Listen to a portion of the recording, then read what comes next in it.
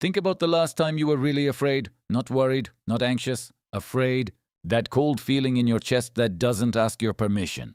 The kind that hits you before your brain even has time to catch up. Most people would say their biggest fear is death. Makes sense. Death is the end, the full stop. The thing we build religions around just to deal with it. But here's what's strange. When anthropologists study fear across cultures, ancient societies, hunter-gatherer tribes, civilizations that never had contact with each other, they keep finding the same thing. Death isn't at the top of the list. Something else is, something older, something that doesn't go away no matter how safe or comfortable your life gets. And whatever that thing is, it's running inside you right now. To understand it, you have to go back, way back. About 200,000 years, give or take, your ancestors didn't live in houses. They didn't live in cities. They lived in small groups, maybe 20, maybe 50 people, moving across the land, hunting, foraging, surviving one season at a time. There were no hospitals, no courts, no government, no 911. There was only the group. The group was everything. The group decided who ate and who didn't, who was protected and who wasn't, who had a future and who walked out into the dark alone. A single human being, separated from the group, had the life expectancy of a wounded animal. Days, maybe less. A lion could kill you in seconds. But the tribe could do something the lion couldn't. It could make you disappear while you were still alive. In 2006, anthropologist Daniel Fessler at UCLA published a cross-cultural study spanning 192 societies across 6 continents. He was looking for fears that show up everywhere, fears so consistent across time and geography that they can't be explained by culture. They have to be biological. He found them. And at the center of almost everyone was the same core terror. Not death itself, but what it means to be cut off from other people, to be rejected, excluded, invisible, thrown out. Your ancestors didn't have a word for this fear. They didn't need one. It lived in the body. It still does. And what scientists have discovered in the last 30 years about what this fear actually does to you, physically, neurologically, chemically, is something most people are completely unprepared to hear. Picture a campfire, somewhere in Africa, 100,000 years ago.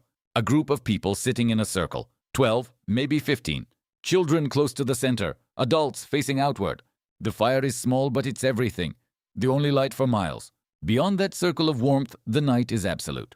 You cannot see your hand in front of your face. And out there in that darkness, things are moving. Leopards, hyenas, things that can see perfectly in the dark. They cannot be heard until they're already on you. Now imagine one person in that group does something wrong. Steals food, betrays someone's trust, breaks a rule that holds the group together. And the group decides, you're out. Not executed, not punished, just out. They turn their backs. They stop sharing. They stop speaking. And when the group moves on to the next camp, they move without you. You are now alone in that darkness. That is a death sentence, not a metaphor, an actual death sentence. A lone human in the African wilderness, without fire, without weapons, without anyone to watch while you sleep. You are not surviving the week. You might not survive the night. This is the context your brain grew up in. Not your brain as in your personal childhood. Your brain as in the 200,000 years of evolution that built it. And here's what that did to your neurology. In 2003, neuroscientist Naomi Eisenberger at UCLA put people inside an fMRI scanner. They had them play a simple computer game, a ball-tossing game with 2 other players. Then, mid-game, the other players stopped throwing the ball to them. Just left them out. For 2 minutes. The brain scans were striking. The region that lit up, the dorsal anterior cingulate cortex, is the exact same region that activates when you feel physical pain. Not a similar region, not a nearby region, the same one. Being left out of a ball-tossing game for 2 minutes with strangers on a computer, registered in the human brain as physical pain. Your brain does not distinguish between a broken bone and a broken social bond. It never learned to, because for most of human history, they carried the same consequence. The Hadza people of Tanzania, one of the last hunter-gatherer societies on Earth, have a practice that researchers have studied for decades. When someone in the group consistently takes more than they give, the group doesn't confront them directly. There's no trial, no argument. People just quietly stop including them. They drift to the edge, and then they're gone. It happens without a word being said, because it doesn't need words. It's older than words. And somewhere inside you, you already know exactly what that feels like. Because the fear of it never left. It just found new places to hide. Now here's where it gets strange. Because the fear of being cast out wasn't the only thing your ancestors were running from. There was a second fear, just as old, just as physical, and it's still operating inside you right now. In ways you almost certainly haven't noticed, your ancestors had no germ theory, no concept of bacteria, no understanding of how disease spread from body to body. They didn't know what a pathogen was. They had never heard the word infection. But they knew something. They knew that when a person in the group started looking wrong, skin discolored, body swollen, smell changed, something bad followed. People who got close got sick. People who got sick sometimes died. And there was no way to fight it. No medicine. No treatment. Nothing. Except one thing. Distance. This is where psychologist Paul Rosen at the University of Pennsylvania spent 30 years of his career. He wanted to understand disgust, where it comes from, what it actually does, why it feels so visceral and so irrational. What he found was that disgust is not an emotion.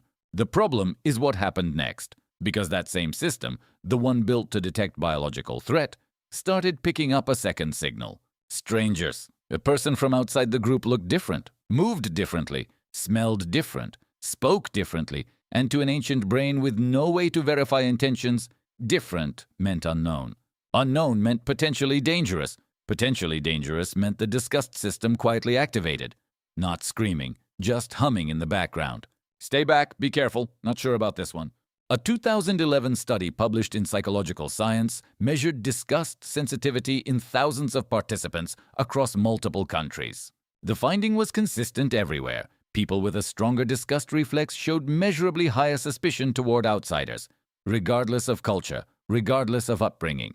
It wasn't prejudice, it was a misfiring immune system, the same ancient circuit.